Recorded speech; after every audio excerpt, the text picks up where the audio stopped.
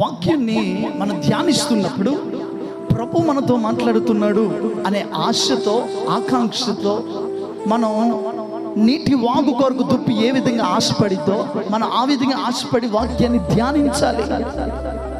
ఏదో చదివినమంటే చదివినాం, ఈ సమయం నుంచి ఈ సమయం కేటాయించాలి కాబట్టి బిగువు పట్టుకొని చదవటం కాదు. దేవుని పరిశుద్ధ గ్రంథ వాక్యం అంటే యోహాను సువార్తలో భక్తుడిని యోహాను చాలా స్పష్టంగా ప్రారంభంలో పరిచయం చేస్తూ అంటాడు, వాక్యమే దేవుడై ఉన్నాడు. దేవునికి మహిమ కలుగునుగాక. వాక్యమే దేవుడై ఉన్నాడు.